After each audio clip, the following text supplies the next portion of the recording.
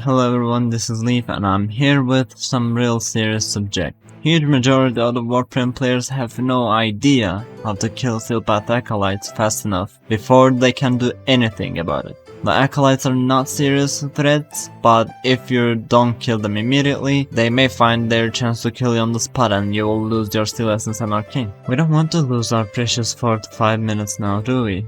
If you want to see me talk more about how you can optimize your farms, don't forget to like the video and you can subscribe for more Warframe guides. Now let's get to the video, starting with how damaging Acolytes work. First of all, when you shoot the Acolytes or hit the Acolyte with your melee, your initial damage will always be applied. The problem comes with status procs. The amount of status effect stacks you can proc on the Acolyte is capped at 4. For example, even if you proc 20 slash bleeds, only 4 of them will count and you will be just refreshing the status effect, not adding anything on top of it. Now I wanna talk about some very strong melees, namely tonfas and dual swords. Some other type of weapons could use the same principle, but I can't think of many right now, so if I miss some, please let me know in the comments. The outstanding ones among tonfas and dual swords, Chronon Prime and Nemesis Prime are extremely strong melees against Steelpath enemies with their bleed or toxin bleed builds up to the level 9999. Don't build them with corrosive unless you are doing something very specific. That's the most epic moment I have ever seen. These weapons, especially with Soaring Outcast stance for Chronon Prime and Swirling Tiger stance for Nemesis Prime, they can apply 5 to 10 bleed status effects on the enemy with a single blow.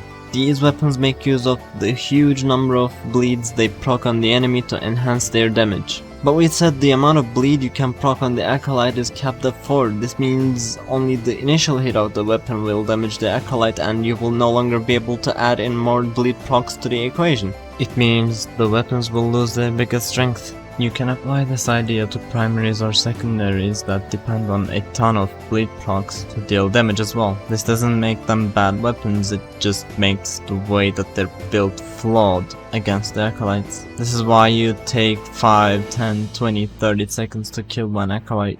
There are 3 ways to work around this that I could find. First one would be to simply have another weapon in your loadout to kill the Acolytes with. It would be built for corrosive and it would have high base damage. Second way would be to build your weapon for corrosive. I don't like this idea because it will make my build worse against heavy units or higher level enemies which I may choose to face. Third way is to simply do a heavy attack. I know your weapon is not built for heavy attacks and you're going to lose your combo if you perform a heavy attack. All you should do is prime the enemy with Nuka or whatever primer you use, hit the melee keybind once, switch to melee, and you're set for a heavy attack. You can build your combo in a couple of seconds if you have a good range and attack speed on your build, which you should.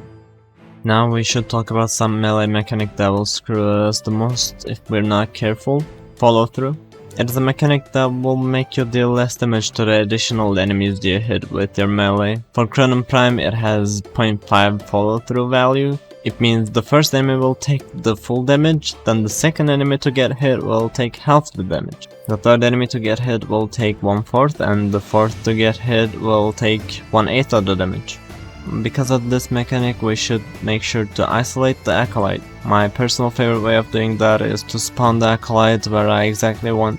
The Acolytes will spawn depending on where you are and your squad members are standing at. If you're solo, it's pretty easy to figure it out. If it's a squad, you may not even get a chance to see the Acolyte as it can spawn very far away from you, where your squad members are. You can figure out where the spawn points are by playing around and paying attention, not moving too much when the Acolyte is about to spawn. After you figure it out, you should simply run away from the other enemies right before the Acolyte spawns, and when he is isolated, perform your heavy attack sequence. It would of course help with the other strategies of not using the heavy attack, using regular attacks.